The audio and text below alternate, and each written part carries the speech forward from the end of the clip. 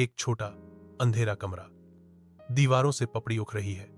कोने में एक पुरानी चारपाई पर एक दुबले पतले पिता लेटे हैं, जिनकी आंखें बंद हैं और चेहरे पर बीमारी की कमजोरी साफ दिख रही है। पास में 15 साल का लड़का रोहन बैठा है और अपने पिता का हाथ धीरे धीरे सहला रहा है। रोहन की आंखों में चिंता और बेबसी है। कैमरे का फोकस पिता की धीमी और भारी सांसों पर जाता है। कमरे में पंखे की धीमी घरघराहट और पिता की हल्की खांसी की आवाज। रोहन धीरे से उठता है और कमरे के दूसरे कोने में जाता है। वहां एक टूटा फूटा टेबल है, जिस पर एक पुराना सेकंड हैंड स्मार्टफोन रखा है। वो फोन को किताबों के सहारे टिकाता है। जैसे ही वो कैमरे की तरफ देखकर मुस्कुराने की कोशिश करता है, उसके चेहरे की उदासी एक पल के लिए गायब हो जाती है और आंखों में एक सपना चमकता है। रोहन की धीमी दृढ़ आवाज में पापा कहते हैं, दवा से भरी दुआ होती है और मेरी दुआ है कि मेरी आवाज दुनिया तक पहुंचे। रोहन फोन पर बात कर रहा है, जैसे अपना पहला व्लॉग बना रहा हो।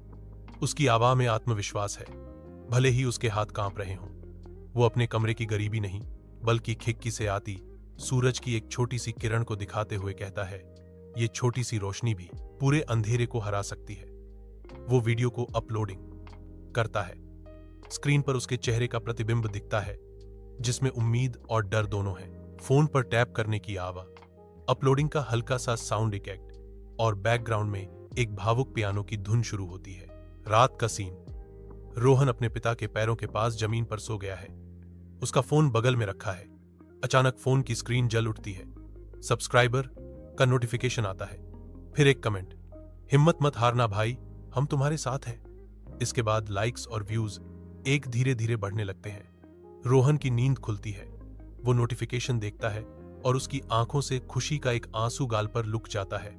वो अपने सोते हुए पिता को देखता है और उसके चेहरे पर एक सुकून भरी उम्मीद वाली मुस्कान आ जाती है। सुबह की पहली किरण उसके चेहरे पर पड़ती है, जो एक नई शुरुआत का प्रतीक है।